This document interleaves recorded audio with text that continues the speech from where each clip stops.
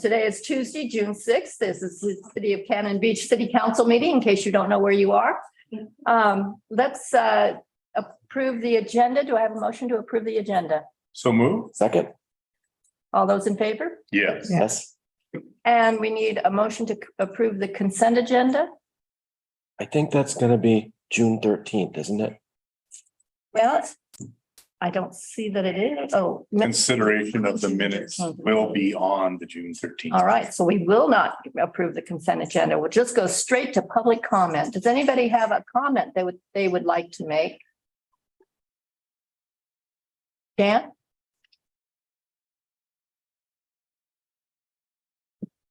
I'm Jan Siebert Warman, and this is also from my husband, Wes Warman. Your mayor, well, she's not here, maybe she'll hear it later, and city councilors. We're concerned with what appears to be an attempt to put herbicides into the Little Pompey wetlands to get rid of the invasive purple loosestrife there. Herbicides are not, in our experience, to be used to take out any invasive plants on our Cannon Beach public lands or in the Acola Creek Forest Reserve, with the exception of Japanese knotweed. This precedent has been set for many years, actually decades. Our city manager, Bruce St. Dennis, is aware of this from his participation in our Acola Creek Watershed Council, Coastal Council meetings, which he attended in years past before COVID hit. While the word herbicide was not specifically used in Karen Labonte's staff report, the word treat was. In the years we've lived here, the only treatment considered acceptable for purple loosestrife has been to pull out the plants by the roots, which to our knowledge are not usually deep and can be manually taken out without too much difficulty. It's our understanding that the Public Works employees have pulled out purple loosestrife at Little Pompey wetlands on an annual basis for many years.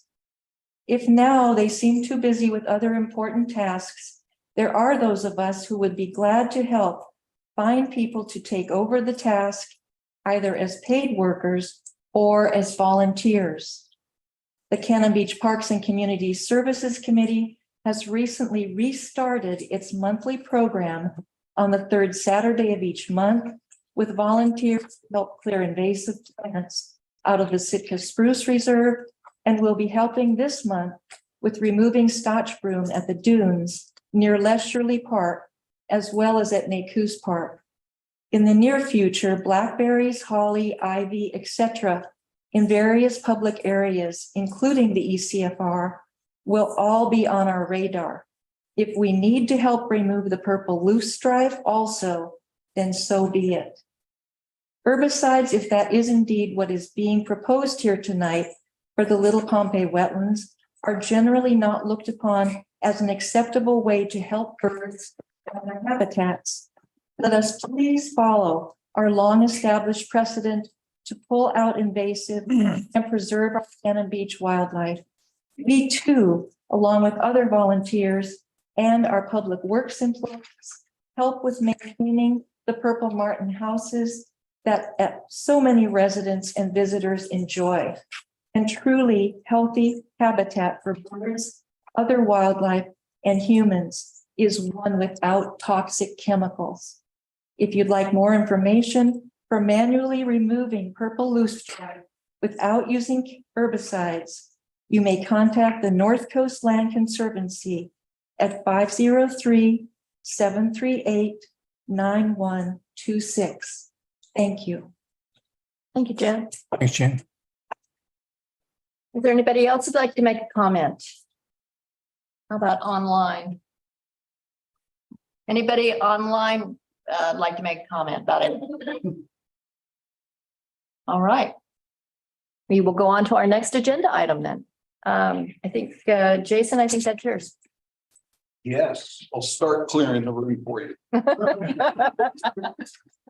So we have an exciting event that's been going on the last several months that started in April, and this is actually our 13th Citizens Academy. It started out as a South County Citizens Academy, but we've changed it over the last several years to a Clatsop County Citizens Academy. So each agency is involved.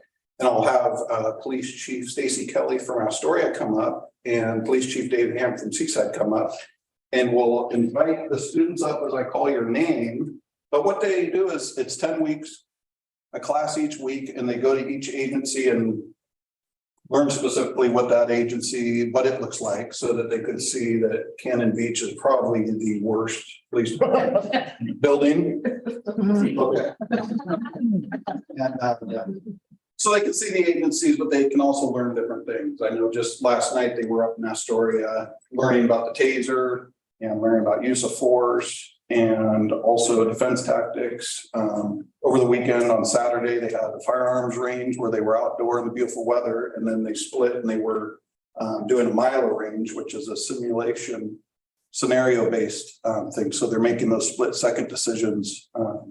And so when I call them up, they're each going to tell us something that they enjoyed about what they went through at the academy, because I've gotten good reviews and we've learned different things from each class, but this class has been a great class. So without further ado, we'll start with Kimberly Shell. Thank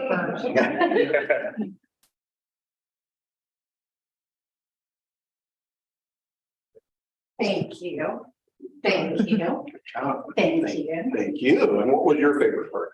I am an adult protective service investigator.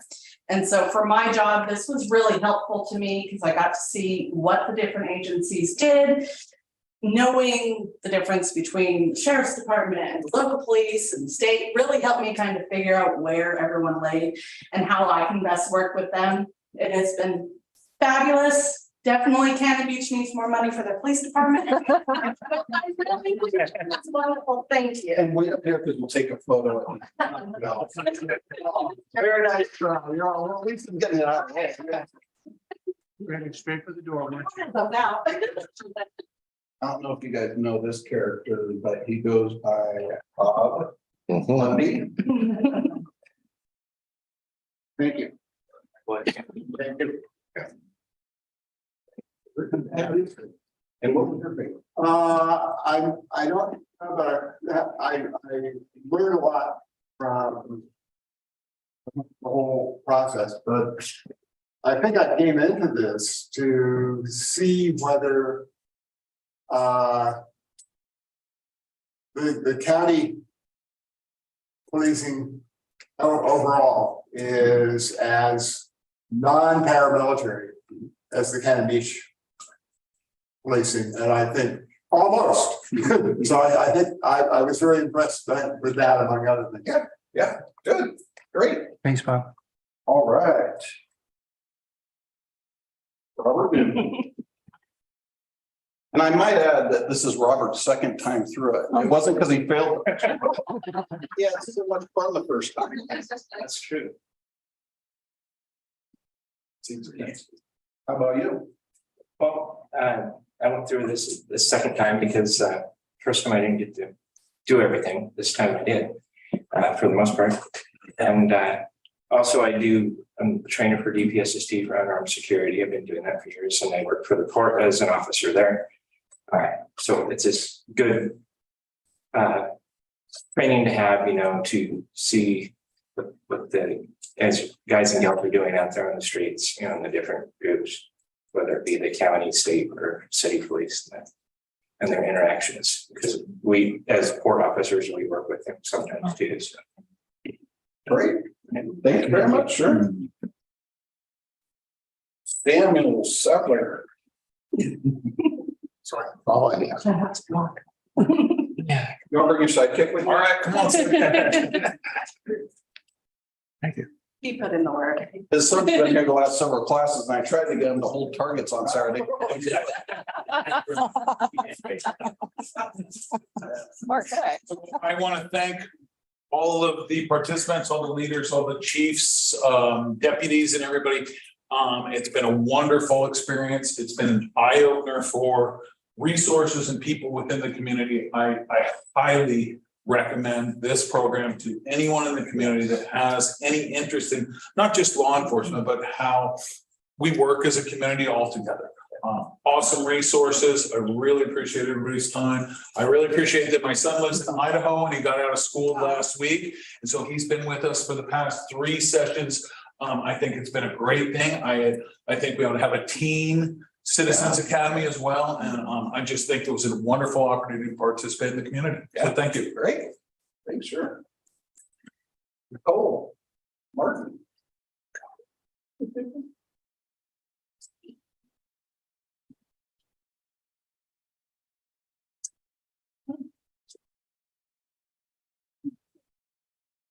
I also work for Adult Protective Services as an investigator, and we interact with a lot of different law enforcement agencies within the county, but it was nice to learn a little bit more in depth what each one does, what each one is responsible for, who to go for the different things. I think I didn't really know a lot about the state police.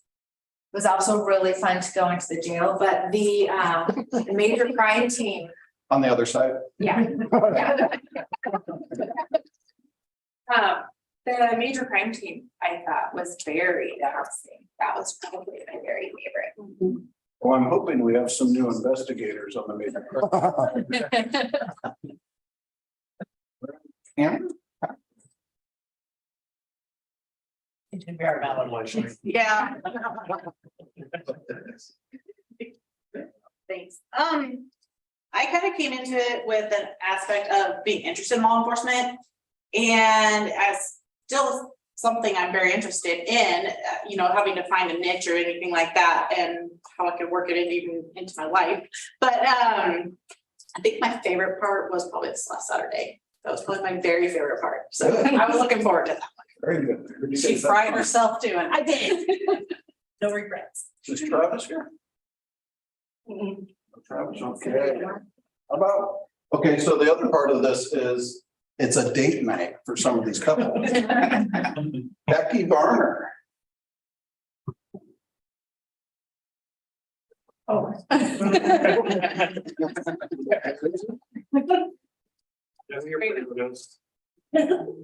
Okay, I thought that the major crimes, the thing we do here in Cannon Beach. I thought Amber did an awesome job as a lead detective. And Barbara and were great at interviewing. But I think my favorite part was the hug I got from Bruce Holt. She got some good ones. Yeah. And Becky was a dispatcher in Seaside in the Long 70s. time with 80s. 80s, yeah. On that one. She was only one. Yeah. Pencil and paper back then. Yes. Well, thank you very much. Thank you. And William. Thank you. William really wanted to get paid last night, but we're going to get paid. No. I'd have to say my favorite part, first I want to thank all of you for doing this. The favorite part was playing with guns. The close time was meeting Polly Substance.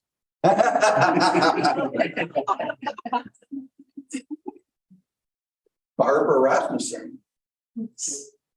So for the major crime one, we had role players, and I think that Val was like 4 different role players. Thank you. Thank you. Yeah. I took this course because I have 2 brothers who retired from law enforcement down in Texas. And so, I mean, I've always known that law enforcement officers are human beings, are great people. And I've had good interactions with the Astoria Police where I live. But I had no idea before taking this course, the depth of the knowledge of the officers. It was truly amazing how much knowledge they have and how much material they have to master and have instant recollection of when they are out on the street. It was so impressive. That for me was every topic was an eye opener, but it was just how candid the officers were and admiring them for how much they know. Thank you. Hello, Do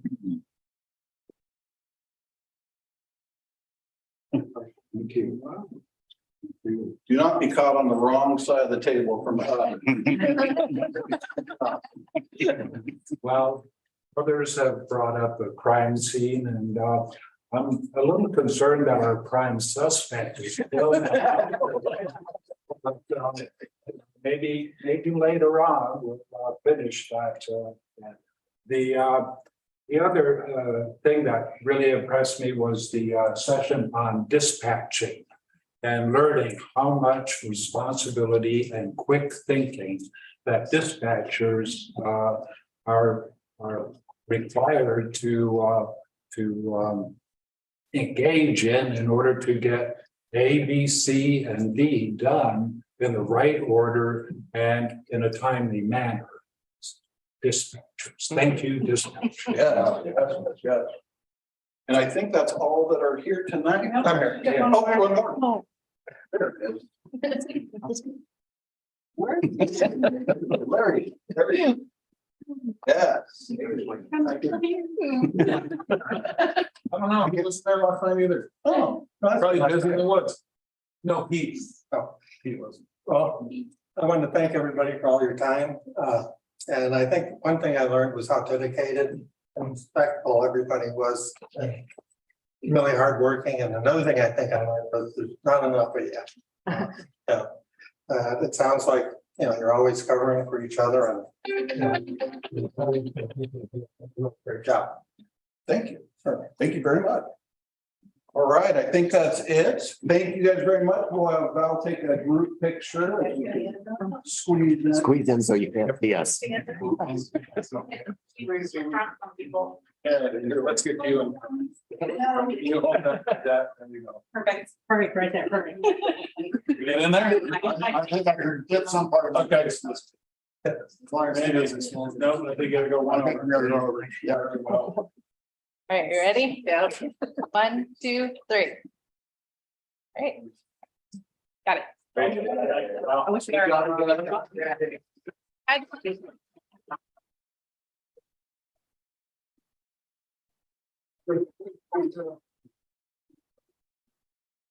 mean, you can come back and get tased anytime. Yeah. Yeah. Okay. Open it, open to me, but I don't have to sign up. You're just gonna survive. You do it perfect. Thank you, guys. In the behind back on the just. Thank you. Thank you. Yes. Yeah. You're just gonna empty out the room. Yeah. Well, thank you, Jason. Yes. And now you're on for lifeguards. Yeah. I'll actually let Jason go with the lifeguards because the fire department, as you know, has taken over the That's true. personal and lifeguards. Yeah, so unfortunately, a lot of our lifeguards weren't able to make it because of work and some are still in school, but we got quite a few of them out here. We've been on the beach Friday, Saturday, Sunday, and a couple Mondays so far. Made over 50 preventative contacts with people in the water already.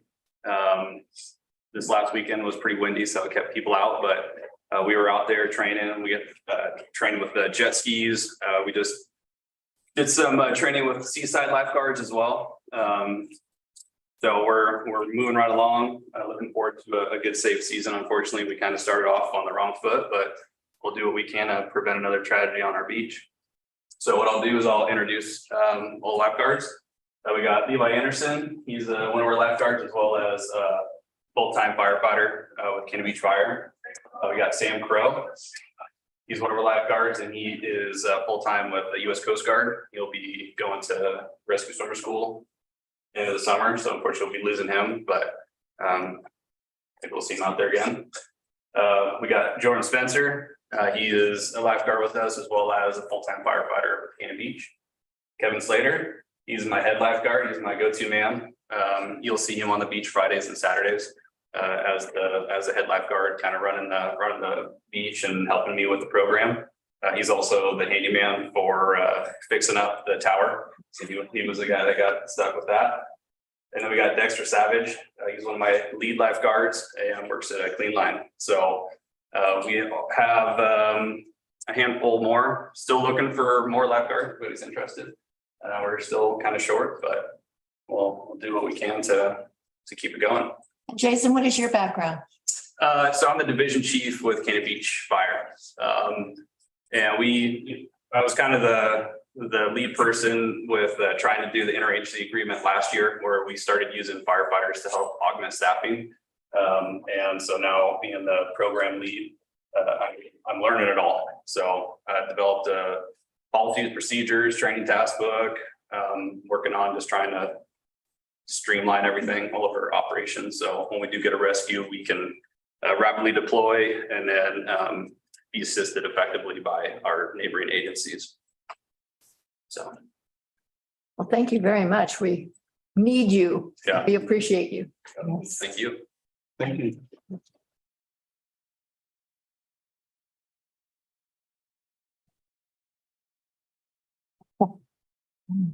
And to clear out the last 4 seats.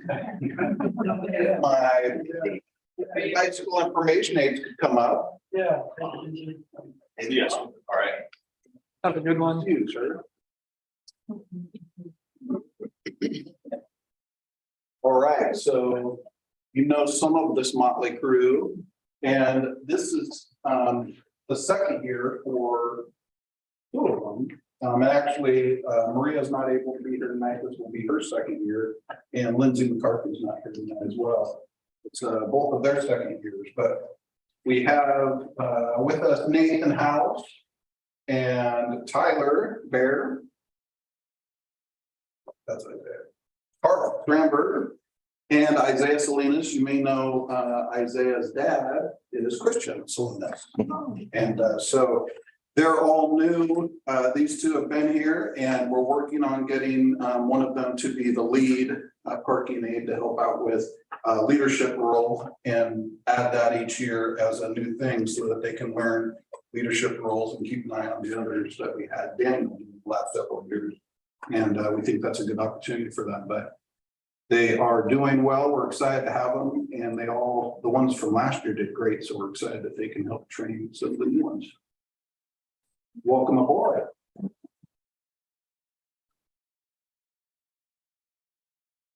All right. Thank you very much. Everybody gets. That's great.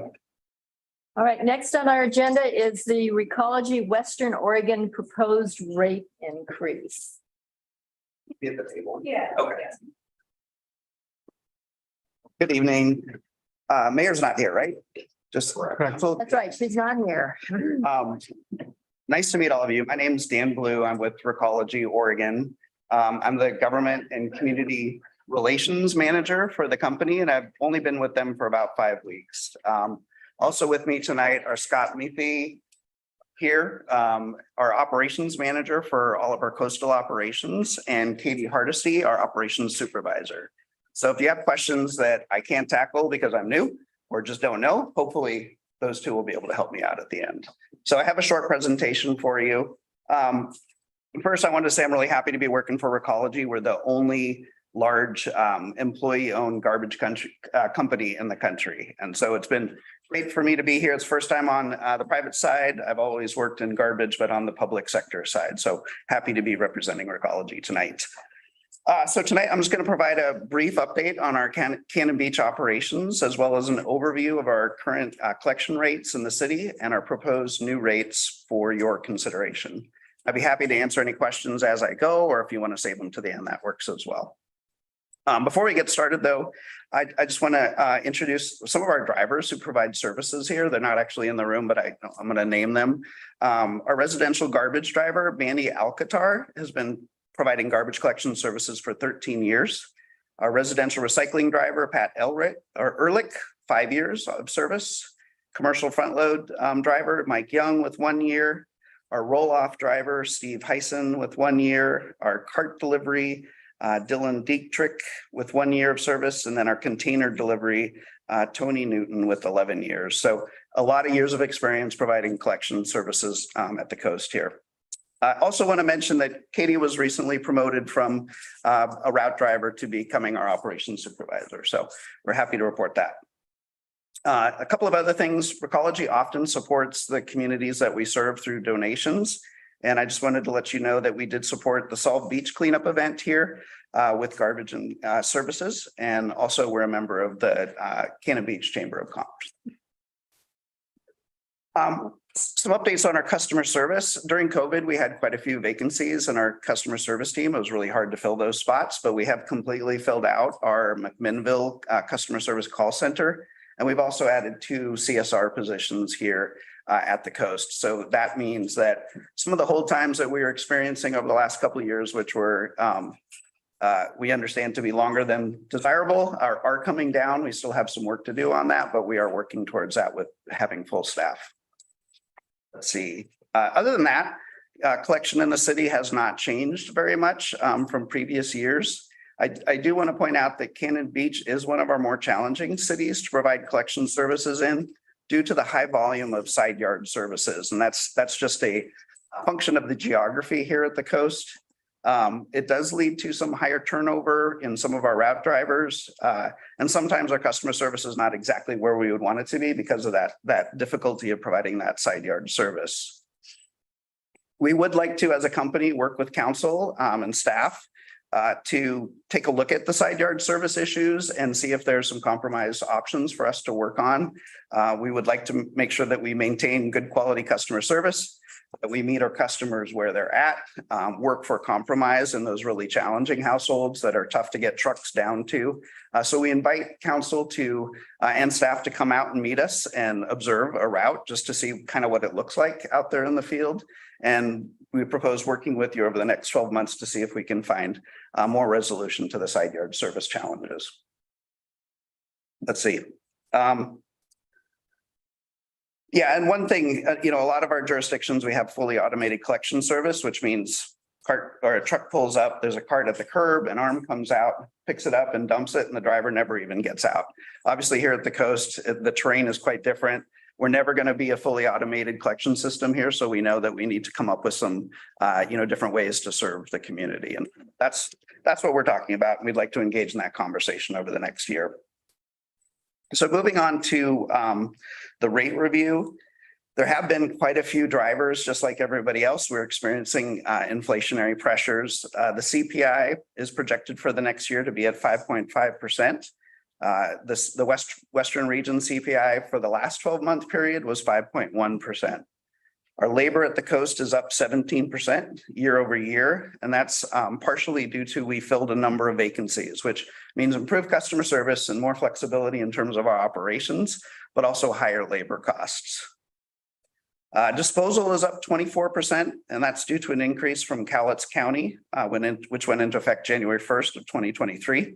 The price went from $23.85 a ton to $29.77 a ton. So they hadn't raised prices in a while, but even with that price increase, it is comparative to other landfills, like the one that we use in the Valley in Corvallis is at $34 a ton. We also see other operational expenses, equipment, supplies, parts. For one example, we ordered a truck 2 years ago. Still haven't seen that truck, and we don't expect it to see it till the end of the year. So that's a 3-year turnaround on a piece of equipment that's vital to our operations. Other administrative expenses are up related to staffing, wage increases. We've negotiated some additional wage increases just to keep up with the market, keep people in those positions and keep them, happily employed with the company. On the positive side, fuel pricing is down from last year, and that's the one economic piece of information that I think is good news.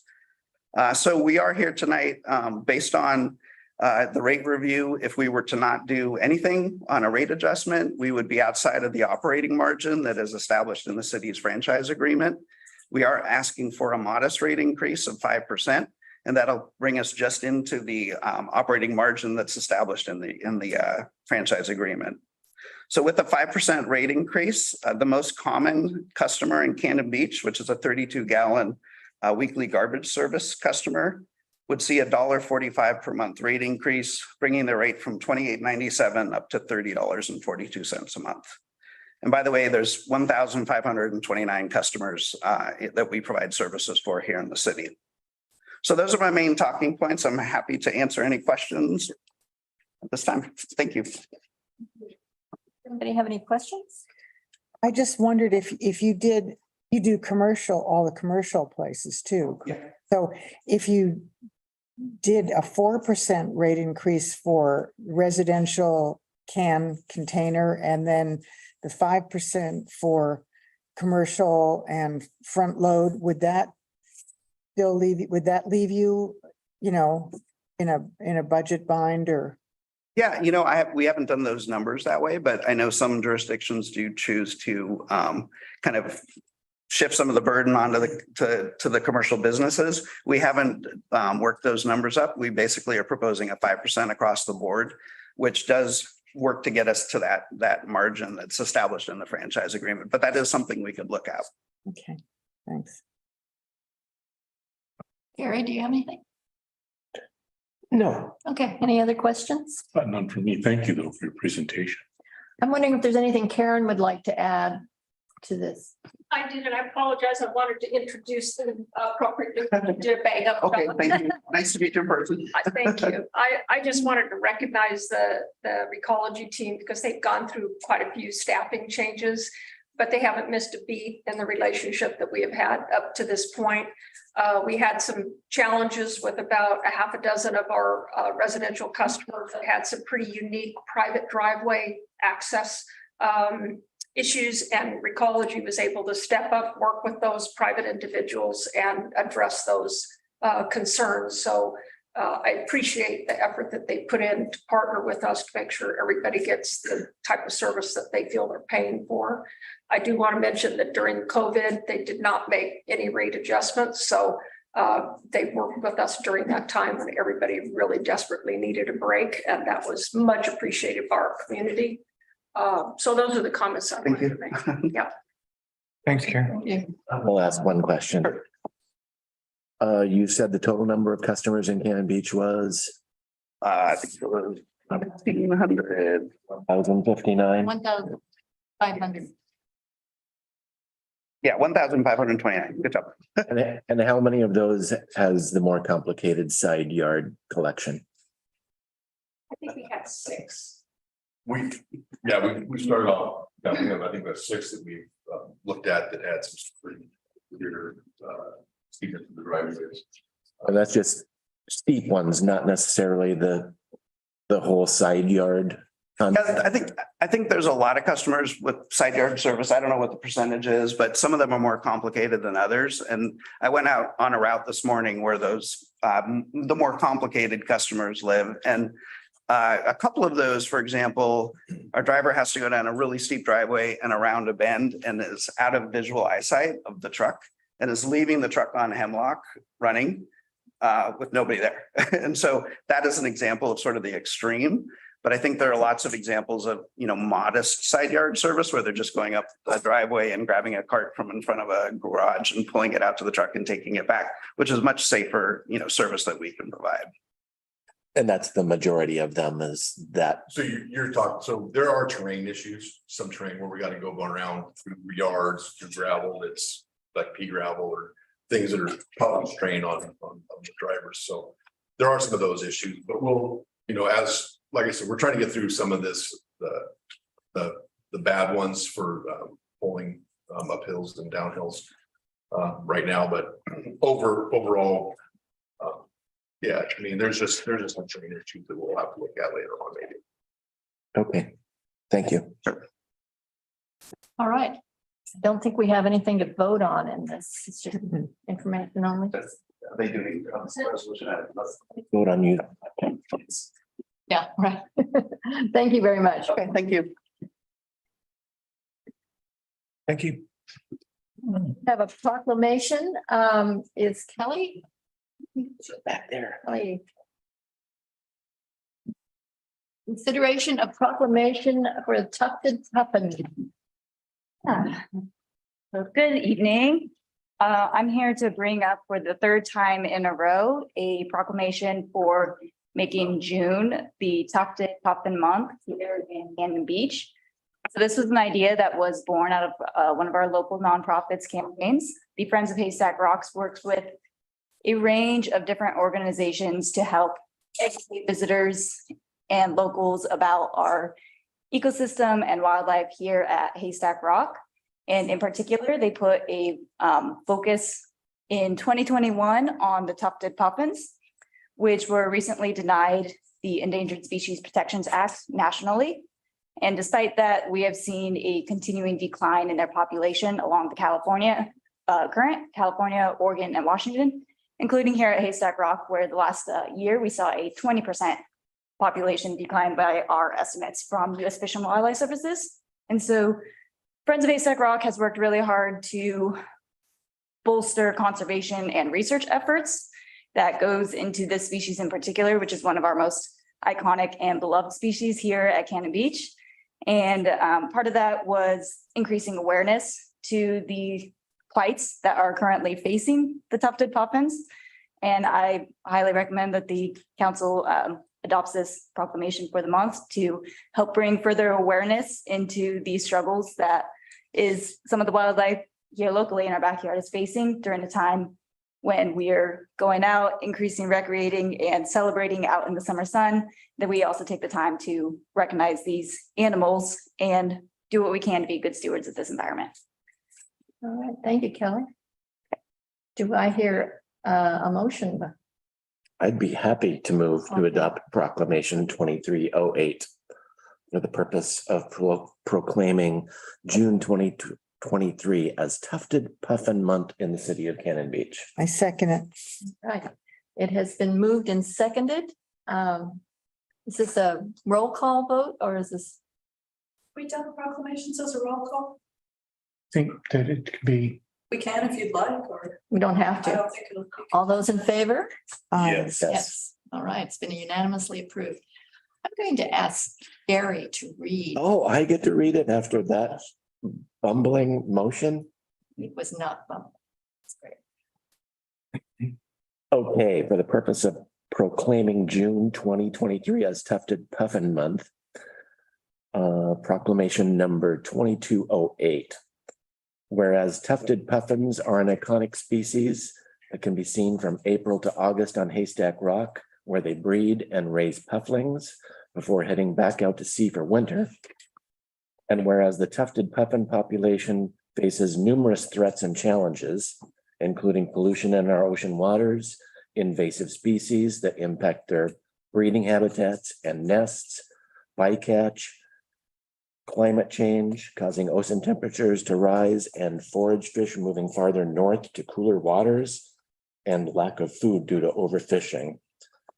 And whereas more research is required to uncover mysteries in the tufted puffin life history, such as what they do out at sea during winter, and whereas organizations such as Friends of Haystack Rock, as well as Haystack Rock Awareness Program, and a number of public and private partners work to support research, education, awareness, and conservation of tufted puffins, including Welcome Back Puffins and Puffin Watches. And whereas thousands of people observe tufted puffins each year while visiting our beautiful beaches that are shared resources between wildlife and people. And therefore be it resolved that the city of Cannon Beach proclaims June 2023 as Tufted Puffin Month, honoring tufted puffins and those that seek to protect them. Further, we stand united in our commitment to protect and conserve this iconic species so that current and future residents and visitors can enjoy in their breeding range and Cannon Beach for many years to come, and encourage others to learn about this incredible species and do what is possible to protect them and their habitat. Passed by the Common Council of the City of Cannon Beach the 6th day of June, 2023. Thank you very much. Thank We you. should have made Kelly read it. Thank you, Kelly. All right, we're in the findings of fact and conclusions of law Robert, would you like to give us some background on this? Good afternoon, Mayor and acting and city council. Robert Winkler, city planner.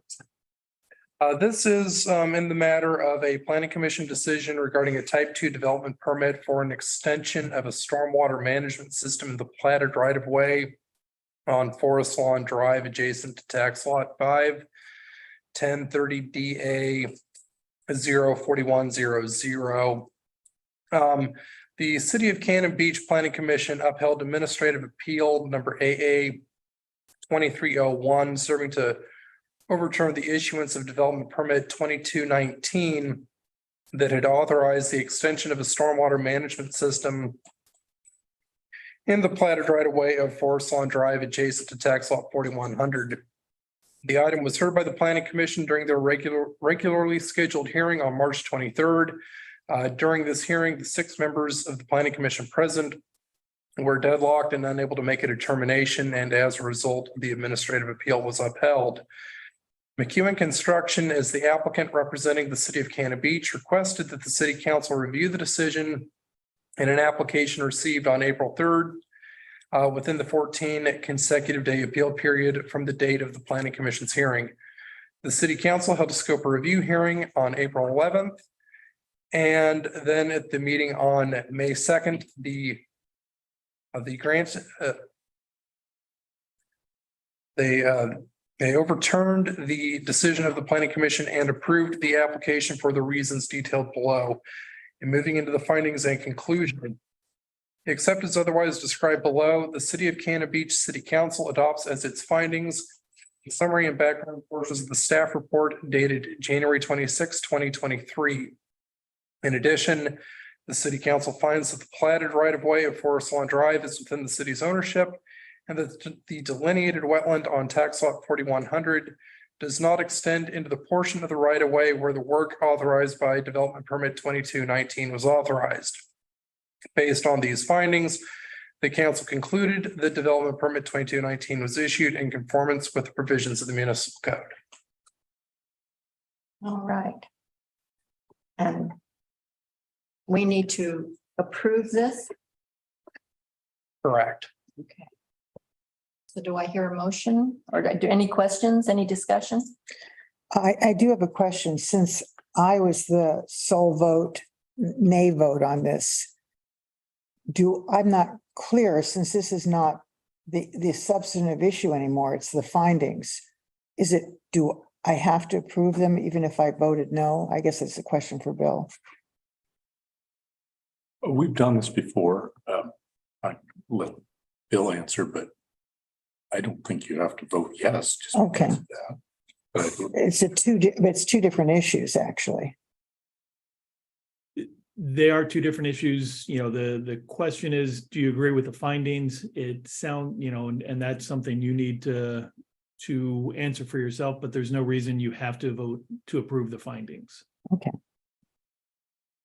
So does that mean that we vote whether we agree with the findings, and then do we vote again to approve the findings, or do we just make one vote to approve the findings? Just one vote to approve the findings. Okay.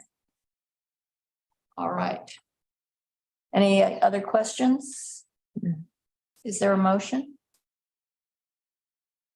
I'll move to adopt the findings for the approval of AA 23-01. what is AA 2302? Well, let's make sure we got that right. That's 2302. Yeah, 2302. The 2301 was probably a typo. Amend my motion to adopt the findings for the approval of AA 23-2. Second. Is there any discussion? All right, we take a roll call. Sure thing. Counselor Kirk, No. Counselor Ogilvy, Yes. Council President McCarthy, Yes. Counselor Hayes. Yes. Thank you for catching me there, Brandon. It was just luck. So it has been approved. Thank you. Thank you, Robert. Thanks, Robert. So Councilor McCarthy, before we move on, I had a discussion with Bruce and wanted to touch base really quickly on another land use issue while I was here. And this has to do with the Roberts remand hearing yeah. that is scheduled for tomorrow. And you know, I know you've been receiving some correspondence and you received a packet earlier this week and just wanted to give a brief explanation of that and talk briefly about the hearing. I don't want to get into the merits, but also to you know, see if you have any questions about the process. So first, I want to note I'm not going to be at the hearing tomorrow night. My partner, Carrie Richter, will be attending virtually. So just to let you know that. In addition, the record for the hearing that's supposed to start tomorrow is pretty voluminous, which is why it wasn't included in your packet. But it is all available on the city's website. And I want to make sure that the council and the public knows how to access that. And if you go to the city's homepage, in the upper left corner, there should be a box labeled current topics. And one of those current topics is a 2023 Luba remand of development permit DP 22-06 at tax lot 5103, blah, blah, blah. If you click on that link, it'll take you to a page with all of the documents going back as well as the current ones. And I want to highlight that there has been some recent letters, including a letter from the applicant's attorney, as well as the attorney representing the neighbor about tomorrow's hearing and potential postponement. So you want to make sure that you're aware of those. I know that you're aware of some of them, but there are some additional letters in there that may not have been forwarded to you. And I just want to make sure that you're aware of those letters. And you'll notice the material is sorted by the applicant. So anything from the applicant is going to come in section A, and then the material from the public, including the neighbor, is down in section D. So it isn't necessarily chronological. You'll have to look in different places. So that was really the two issues I wanted to hit on, but I also wanted to see, as we've gotten closer, if you have questions about the process. Most importantly, the first issue is whether you're going to accept testimony at all tomorrow night. And you know, we can talk about that process a little bit, but like I said, I don't want to get into the merits. I think we decided not to accept testimony, isn't that right? Yeah. So I don't think we're accepting testimony. And So it would be a continuation it would be a tomorrow. So we will meet tomorrow night, but we will decide whether or not to continue. We probably will continue until July 10th. Is that right? That's you know certainly what staff has recommended, and that would make sense. All right. So what about well, there was a request for a different date. Yeah. Are we just not, we haven't made a decision on that, have we? That is the decision that's in front of the council tomorrow night, is that we have a hearing scheduled for tomorrow. And the applicant, or sorry, you have the request from the neighbor saying, we don't like July 10th, we prefer that some other date. And that is a decision for you tomorrow evening. Okay. And you said you go to the home page and you click on what? Current topics should be a box in the upper left-hand corner. I think Rusty could probably direct you there better than I ever could. Yep. But you know, in most browsers, it should be a box in the upper left-hand corner that says current topics. And one of them will say 2023 Luba remand of development permit DP number 2206. It's also on tomorrow's meeting page. If you go to the meeting page, there's a link on there as well. Oh, okay. Is that great. part of our packet? Can we move that over to Goodreader and be able to mark it? They're individual, there's several files in there. Okay. Can we So you move? could individually on each one of those if you wanted to mark them up or make notes or whatever, yes. Okay, so we could move them. Yeah, and by several, Rusty means probably 50 to 60, if not more. Yeah. And this is not something we need to read for and prepare for tomorrow night. It's just something we need to read and prepare for the July 10th meeting. Is that right? Yes, for when the hearing is, assuming it's postponed, make sure the material is read for the July 10th. Okay. All right, anybody have any other questions? Yeah, so concerning the request to move the meeting, how do you see that fitting into the discussion, Bill? So I think what will happen is that, the meeting is convened. The council asks for a staff report. The staff report says, we don't have a staff report prepared, and we are recommending that you postpone the meeting to a date certain, and July 10th is our recommended postponement. And so that's really what comes from staff, and then you can, at that point, you can decide if July 10th makes sense to you, as staff is recommending, or if there's another date that works. And the applicant does not want to extend the 120 days. That's correct. The applicant is clear. If you read her letter, the applicant's attorney's letter, whatever the last A document is on there, you can see what they say, but they've made clear that they do not want to extend the 120-day deadline. So any extension we made would move us closer and closer to that 120 days. He suggested 3 possibilities for dates next week. Staff won't be ready. Oh, okay. I guess that takes care of that. Yeah, it was either next week or August or something. Right. Yeah. We don't want to do August. Yeah, All right. the 120-day deadline is August 28th. So July 10th does give, I want to say 40-50 days to complete the process, which should be sufficient. There's some cushion built in there, but August would be very difficult to do. Okay. All right, any other questions? Thank you, Bill. Thank you. and Thank luck. you. Okay, take care. Good luck. Good luck. Good luck. I didn't mean to. Well, you got a pen now. So What's that? you got a pen now. I got a Mine pen. just I ran know, out of I did. ink, so. All right, so the next item on our agenda is the Little Pompeii noxious weed donation. Karen? Thank you. Cannon Beach resident Mike Morgan has been working with folks from the Terrene Felgus Foundation to obtain a donation that will help the noxious weed invasion of purple loose stripe within the Little Pompeii. He asked the city to provide a letter over city letterhead that would support his conversation with the foundation. The Terrene Felgus Foundation has donated funds to help build the Purple Martin houses in the past years and have been great stewards of our local bird habitat. Mr. Morgan approached the foundation regarding his desire to make a bigger impact on the invasive species present in the Little Pompeii wetland and bird habitat area. Last year, Public Works spent some of its budget in this area, as well as other areas within the community that purple loose stripe had taken hold.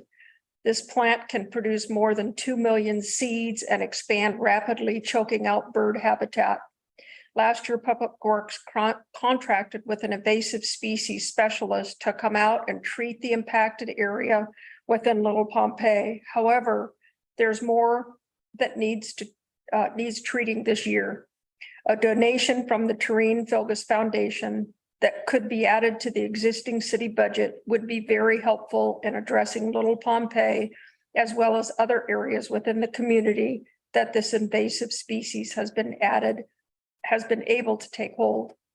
Recommendation is evaluate the request to provide a supporting letter for the donation and provide staff direction based on that evaluation. So Karen, what treatment was used last year for purple loose stripe? To be honest with you, Lisa, I'd have to go back and talk to that specialist. It is Aaron Dusick that we deal with, and he's from Green Ridge Resources LLC. We've had 2 or 3 different specialists that Mark from far back as Mark Barnes and I have worked with for up in the ECFR based on the stewardship plan that gives us an objective to deal with it every 3 to 5 years, I believe. And a couple of those guys are no longer doing that in this area. They've left. So luckily, this gentleman is still here and accessible to us. And so that's who we've been working with in this past year. But without that information or without any kind of idea of how they would plan to get rid of the purple loosestrife, it seems reckless on our part to approve a letter raising, getting a donation to do it if we have no idea how or what manner they're planning to use. Well, and again, it's not that we just turn him loose and he goes and does whatever he wants. I mean, he is a specialist and he deals with how it's going to be eradicated based on where it is.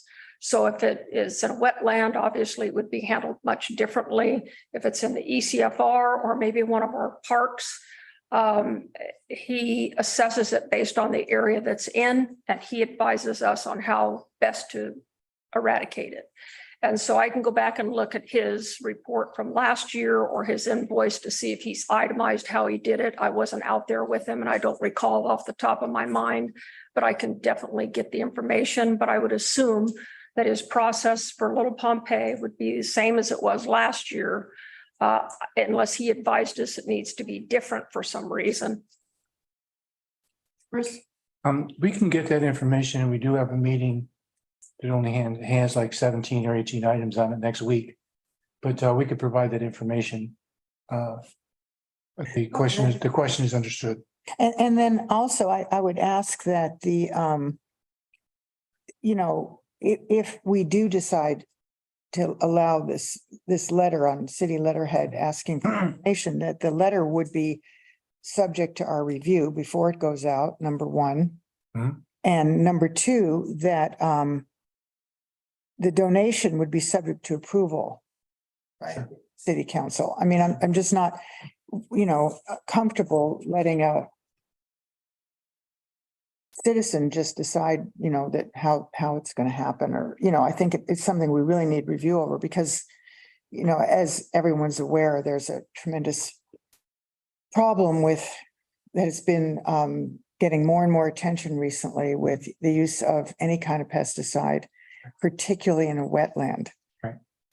It endangers bee and bird insect populations as well as people. So I think we need more information. And that's why it's before you.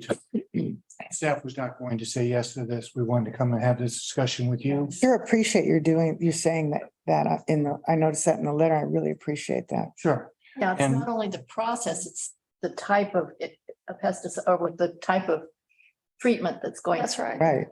And there's certain times of year that these various invasive species have to be dealt with. I mean, the purple loosestrife is very different than knotweed or some of the other invasive species that we see up in the ECFR that have to be dealt with after they've gone to seed, so that we're not just proliferating the situation.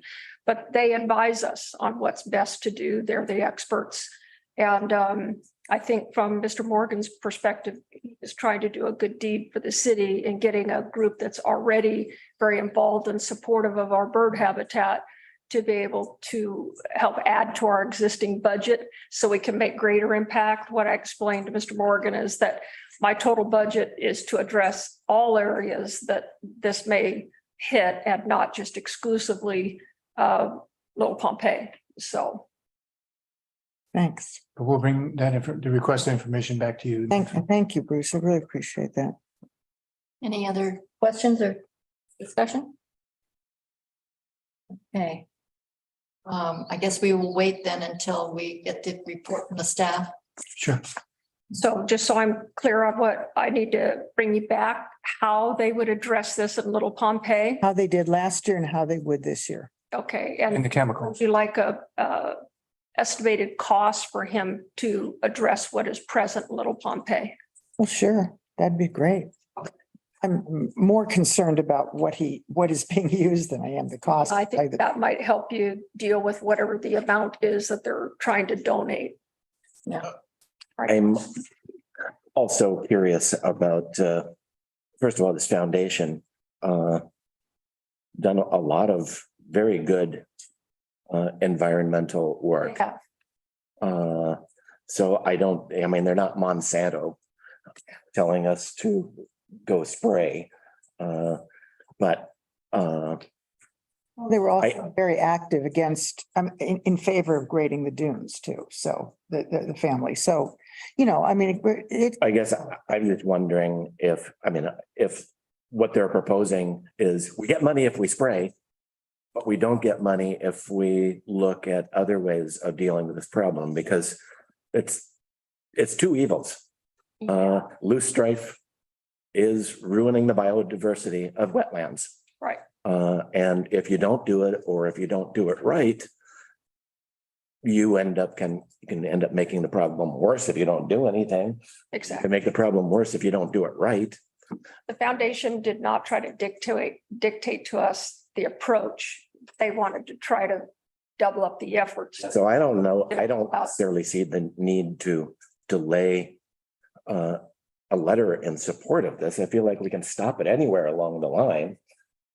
If it doesn't meet, but I mean, if they're willing to give us money to deal with the purple loose strife, it seems like we should listen to it. I think for me personally, that's irresponsible. I need to know more about what was used before, what is anticipated being used in the future before I'd ever feel comfortable sanctioning a letter. I don't know enough about the foundation. I know that they put in some birdhouses and I think that's wonderful. That's not enough for me. I need more information. I think to make a decision on this with what we have here, it feels irresponsible to me. Again, I just feel like we have every opportunity to say no in this process. We're just kind of getting the ball rolling to see if maybe we can get some support. Next week, we'll have some information. And can we get a draft letter or just? I'd offer something that started. I could offer something that you might consider. We could draft a letter to the foundation that's offering the funds with the stipulation that we would accept a donation once council has seen the approach of how the eradication is going to happen.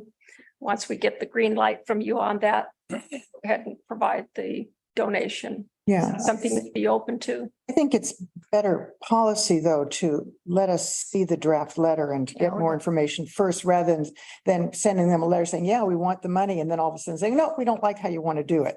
You know, that's not goodwill, really, I think, with the foundation. I think we need to be upfront right from the beginning, whether if it's going to work for us as a city or not. Understood. Yeah. I think I would prefer to not do the draft letter now, because I don't know what you all will come up with next week. Right. So we can base it on whatever you want to say, but otherwise we'll just be guessing what might be said. Right. And that could cause its own problem. Okay, so we just get the information about the potential process and the potential material that's going to be used to. I will ask him eradicate them. what are the approaches that we have options to choose from. Karen, is it possible to get it before the meeting so we can, if there is some information that we can do our own, you know, I will reach out to him tomorrow and see how quickly he can get me something and get it to Bruce and get it out to you guys. The rest of the agenda is scheduled to go out tomorrow, but we might have to send it as a separate item, but we'll put it on the agenda for discussion. It's just a staff report to follow. Okay, that's super. Thanks. Okay, thank you. Thank you very much. Okay, a financial report for the third quarter, Lori.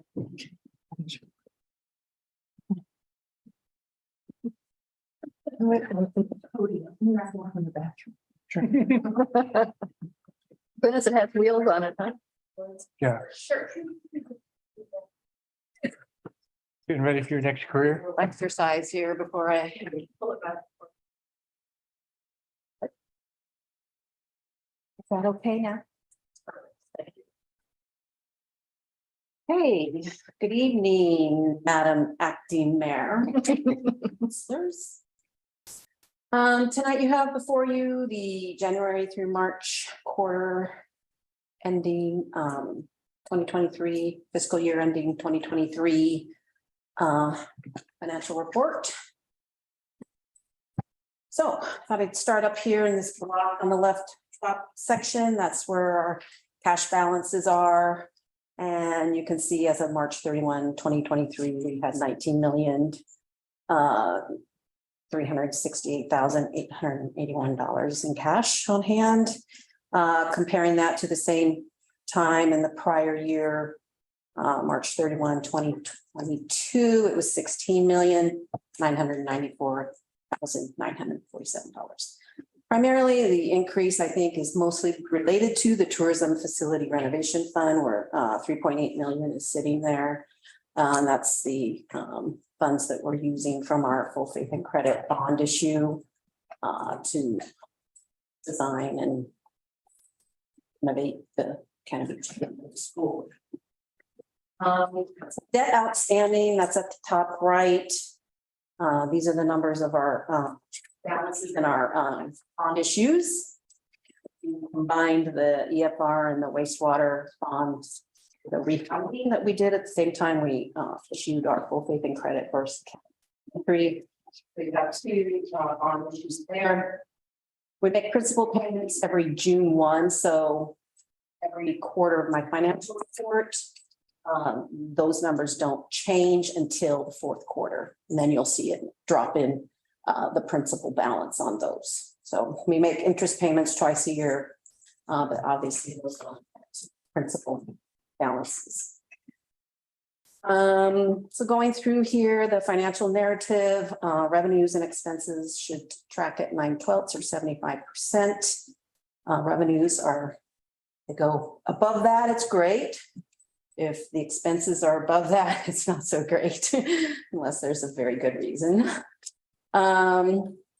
So at the end, we had cash balances in our various banking institutions. We keep the majority of our money in the LGIP, which is the government investment pool.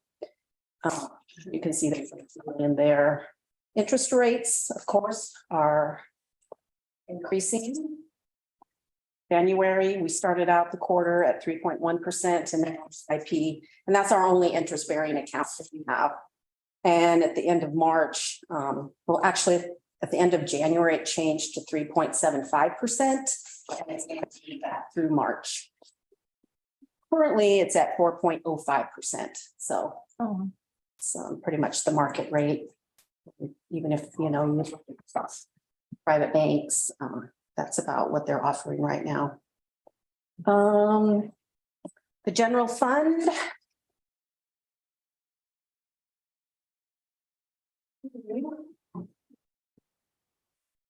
Is all the details, and there's a lot of details there. Tax. But I like to look at it in my top 10. You guys are familiar with that. Room tax is always number one. So the top 10 are room tax, property tax, franchise fees, planning fees, and so you'll see 3 lines for planning fees there. And I add them up and more of a concise presentation. We also have business licenses in there, state revenues, liquor, marijuana, and cigarettes. And then we have court, which is doing well, and tickets and interest, of course, has gone way up. Last quarter 22, we had year-to-date 40,000 in interest. This quarter, March 31, 2023, we have interest income of 231,000. So that's quite dramatic, if you ask me. Our parking lot maintenance, that comes in at 38,000 each year. So we're getting lower and lower on the revenue streams and releases comprising those 10. And if you compare that to the prior year top 10, we have an increase of $390,000 over that prior quarter. this year. So we're doing well. Our general fund revenues are at 80.3%, like I said. We did have one decrease in our revenue stream, and it was in the state revenues. And I think I just spoke about this in our budget committee meeting. For one, our population decreased, and those revenues are distributed on a per capita basis. And so that's affecting it. And then marijuana retail prices have gone down. So that's another factor in that. But it was only $4,600 from the prior quarter, March 22 versus March 23. So it's not significant, but it is a decrease. Yeah. And I'm sorry, I think you've mentioned this before, but why isn't there prepared food tax in this part? We have it in its own fund, and I'm going to talk about that in a few minutes. Thank you. And I have a question. Why was the interest income so much higher? Is it because the rates went up so much? Right. Plus, we're holding more cash in the LGIP. Okay. All right. On page 3 are the general fund expenses. Expenses are coming in at 59% and lower than our 75% target. We don't want that to be over that. We can help it. And they're all, every department is under budget. And so that's a good sign. Our revenue, our fund balance decreased by $108,243 year to date. Because expenses are exceeding our revenues. Mostly driven by transfers out in this quarter. And that's a big hit because it's just it's a one-time only expenditure. As opposed to the other expenditures of the city, they spend our money throughout the year, not just one big chunk.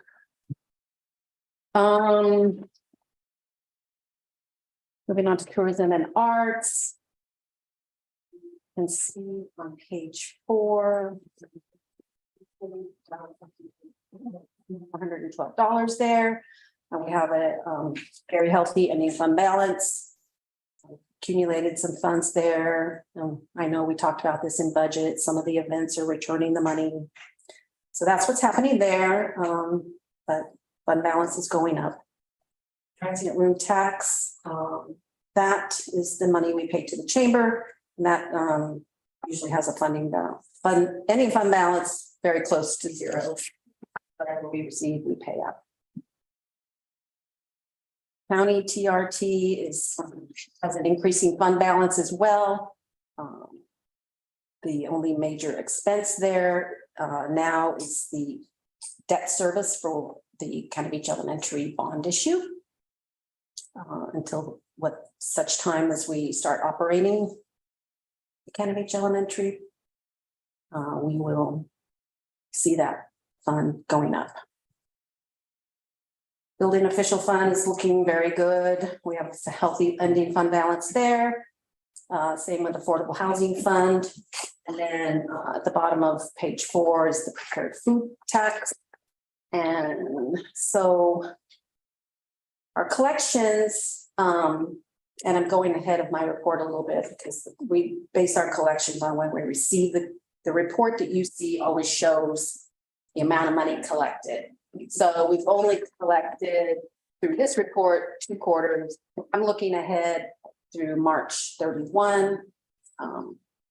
So we collected $1,244,235. Our budget is $1,760,000.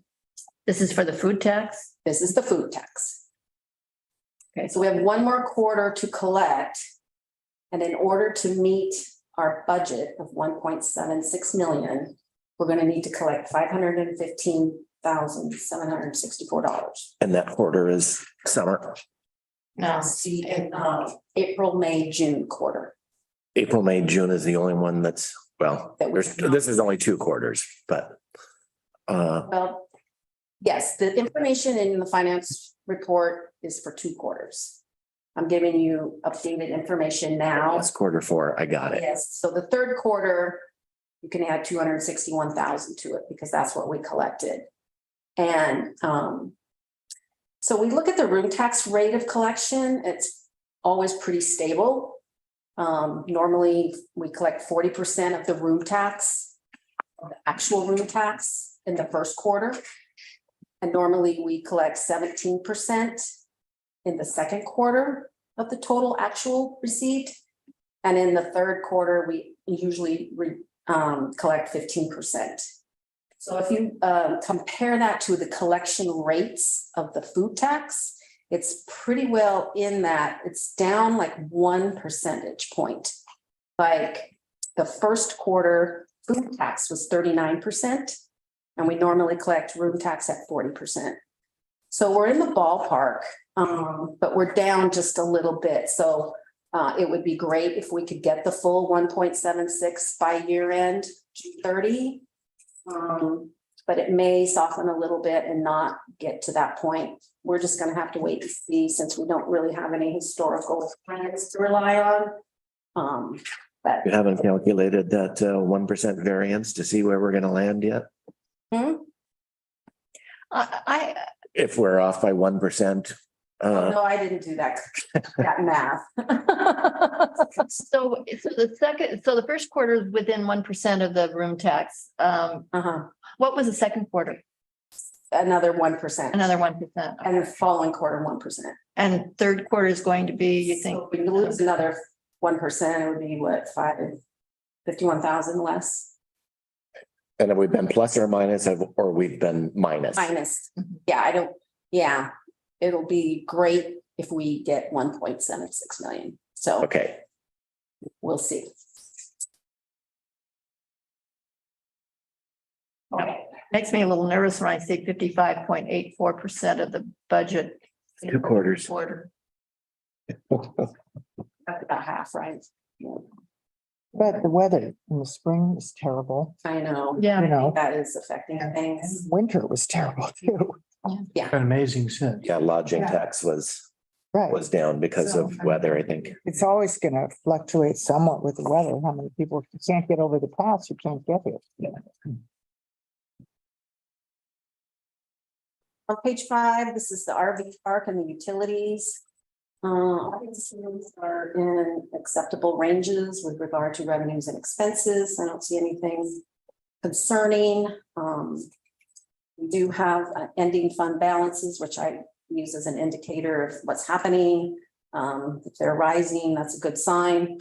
We do have 2 funds that are have a decrease in ending fund balance. That's the water fund and the storm drain fund. Both of those had larger transfers out. So they took, they brought down the beginning fund balance, had to be relieved of those funds. And that's what brought those down. But going forward, I think, we'll see things in line with expectations.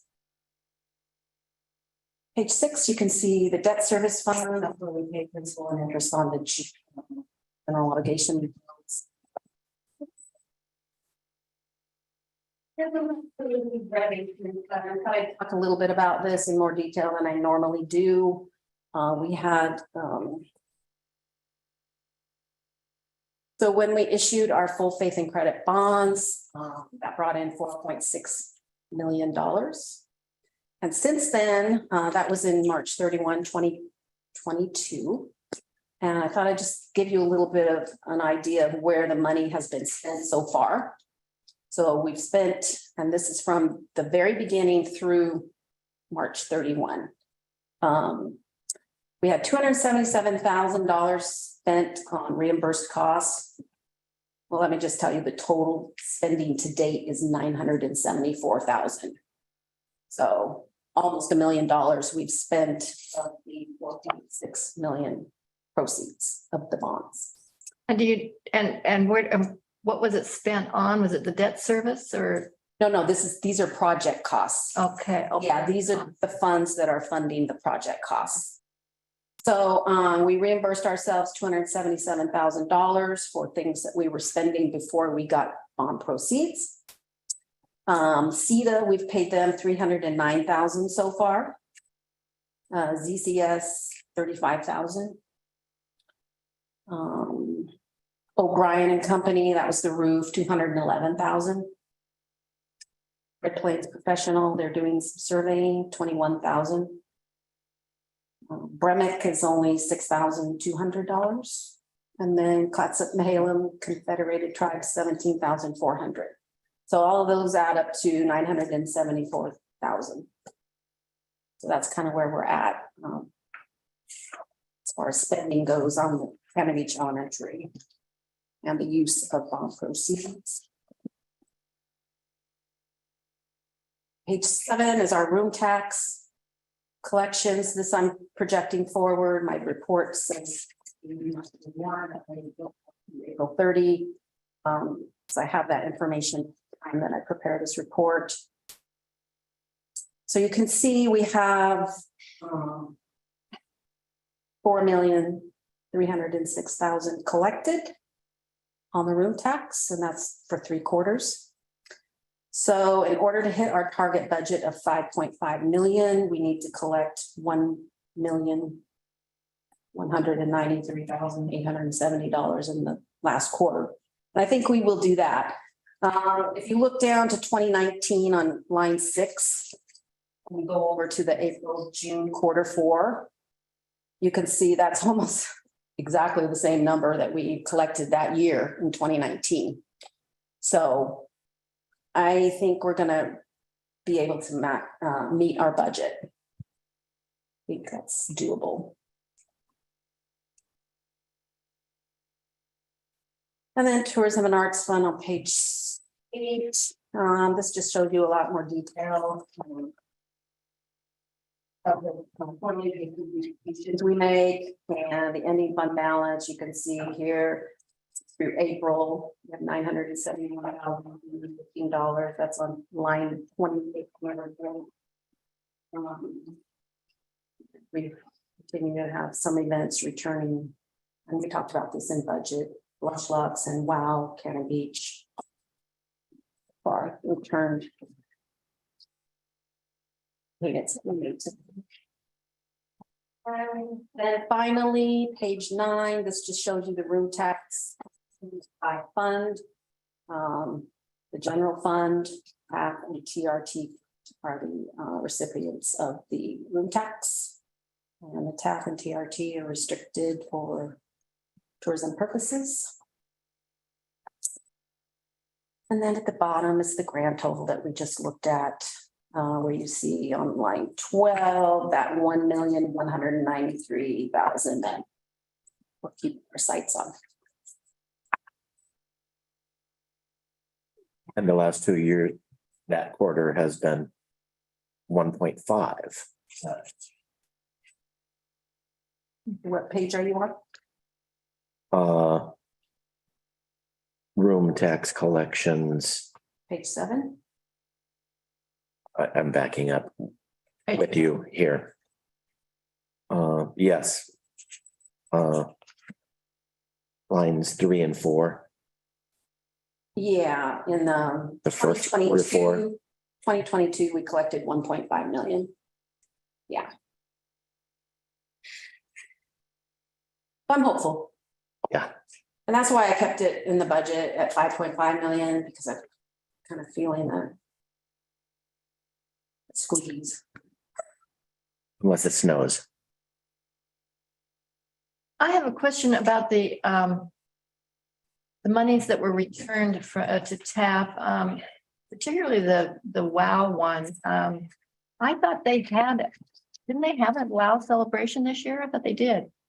Do you know whether or not whether all of that was returned or it was just a partial? It was all returned. It was all They had returned. an event manager, I think, that I don't able to go forward for some reason. Okay.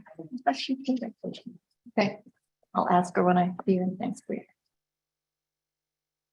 And that's my report. Thank you, Lori. Welcome. Okay, we have, I guess we have the City of Cannon Beach monthly status report. Does anybody have any questions or concerns about that?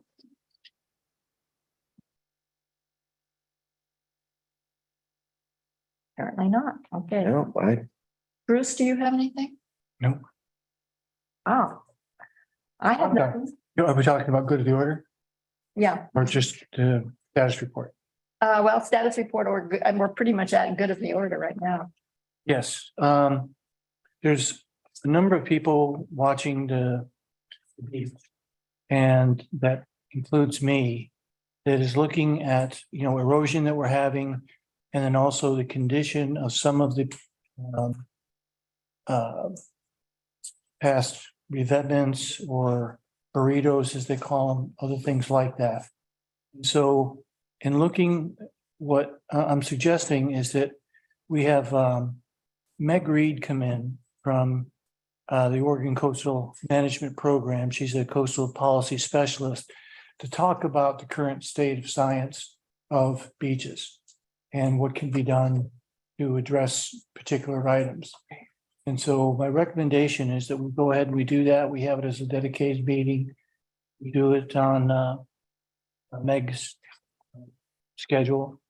But there just seems to be more questions and discussions, and people are asking for things that might not have been allowed in the past.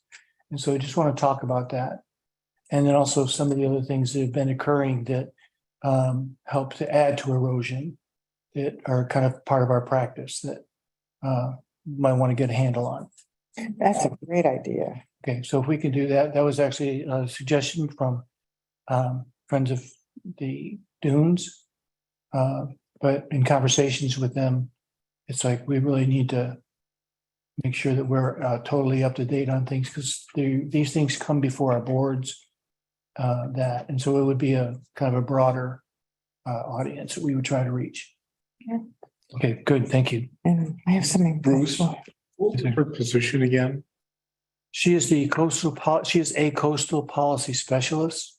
Okay, We've worked with Meg before in several instances. okay. Okay, She's not the replacement for Jay Senewal. no, I have not met, but I think Karen has met the replacement. And Okay. It's not the same position, no, is what I'm, no, one is with State Parks and the other one is with DCLD. okay. See, Thank you for I hope the, I got that right, DCLD. there's Department of two that are Savings very and close. Conservation. Oh my gosh, Yes, I hate those acronyms. I really do. yeah. Did you have something? I do. As I think there's a working group has volunteered their time to work on updating the tree ordinance. And we have, a couple people from planning on it. We have citizens. I think it would be nice if we had another council member, if anyone has time, I don't know. It's a long process. It requires a lot of research and reading other ordinances, and, the species lists and things are unique to our area. We can't just take it from someone else's ordinance because we have different species of trees that, So if anyone has time or the inclination, if you let me know, I sure would like to see some more participation. Okay. So this is another social group? Yeah, it's a social group, a working group, whatever you want to call it, but it's not an official committee. Yeah. We don't have, agendas, printed agendas. It's not a city. It's similar to the wetlands ordinance. Give a good head start on Mhm. code on it. Right, and nothing at all can be done or decided or anything until it goes through, I think, I was told that it has to go through Parks and Planning Commission initially before it comes to council. I was given that information today. I assume it's true. So, it's going to be another process, but at least we'll get a start on it. And it's such a long, complicated process. And I would hope that Herbworks would be happy to have some of the legwork done, for them to begin with. So, You make it sound so inviting. oh, it's so much fun. It's really interesting, actually. It really is. So, Okay, so if anybody's interested, contact Lisa. Okay. All right, any other counselor communications? Just have a question. Have we gotten any update from the transportation district about the current state of their dysfunction? I don't have anything. I will reach out again and send you a report of some sort tomorrow. I would be fine if it was included with the monthly status or something like that. I will try to give you what is going on currently. That's instead of waiting a month. Yeah, I'm curious about whether or not, I know obviously they have a skeleton crew, but just how skeleton is it? I mean, I know Kathy's looking for a job because she doesn't have her job anymore there. And I know they have an interim director, but I don't know. I mean, do they have any dispatchers or? They have a new board that we just elected. Well, the old board re-elected, unfortunately. I stay out of that portion of it, but Yeah. Yeah, I was chatting with Leanne Thompson about this too, and I've talked to Kathy. And I think we do need to be on top of what's happening there. Yeah, and I've been talking to a couple of people who have to use the bus, and one of their big problems is they live in Talawanda, but they can get there with the way the route is now, they can get through town and to their job in the northern part of Cannon Beach and downtown Cannon Beach. But to get home, because the bus goes down 101 and doesn't come through town, they don't have a way of getting home to Talawanda unless they walk or somebody picks them up, which is happening. That's what's happening now. Residents picking them up and taking them home. But they can't, they have to go clear out to 101 and flag the bus down if they want to take a bus. And we need to address that route issue. That's just not good. Are they taking the Tillamook bus? The what? The Tillamook? They're taking the bus that goes, the FETD bus. And apparently because of the way the route goes in the evening, it's only goes down Highway 101. Okay. So that so there is limited transportation from Sunset. Yeah, very limited. Yeah, they can do it. Apparently, they can go up north. I mean, go into town from Talawanda during the day, but at night they can't. It doesn't go back down Hemlock or Spruce.